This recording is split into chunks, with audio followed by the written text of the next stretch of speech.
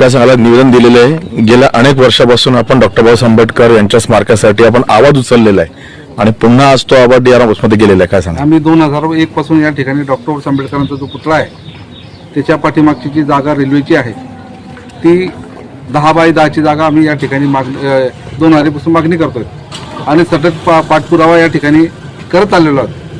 परंतु 2001 पासून आतापर्यंत आम्हाला रेल्वे प्रशासनाकडून अद्यापपर्यंत आम्हाला कुठलं पत्राचं उत्तर नाही किंवा आम्हाला काही समाधानिक म्हणून काही आम्हाला बोलून या ठिकाणी मिटिंग घेतली नाही किंवा आम्हाला सूचित केलं नाही की आम्हाला आपल्याला देता येते का नाही देता आहे का, पुढे काय करणार का, रेल मंत्र्याला पाठवली का DRMने कुठे पत्रव्यवहार केले रेल्वेच्या अधिकाऱ्यांची, असं कुठल्याच प्रकारचं आम्हाला या ठिकाणी सांगण्यात आलं नाही. त्यासाठी आज आम्ही DRM साहेबांना भेटलो. DRM साहेबांनी DRMशी मला चर्चा करण्यासाठी पाठवलं आणि DRMशी चर्चा आमची झाली. आम्ही सांगितलं जर 10 दिवसानंतर रेल्वे प्रशासनाने या ठिकाणी आमचे उत्तर नाही दिलं आणि आमच्या पत्रानुसार आम्हाला कुठल्याच पद्धतीचं या ठिकाणी विश्वासात घेणं नाही आलं तर या ठिकाणी रेल्वे रोक या ठिकाणी 10 दिवस सारखे रेल्वे रोक आंदोलन करण्यात येईल असं देखील त्या DRM साहेबांना मी सांगितलेलं आहे.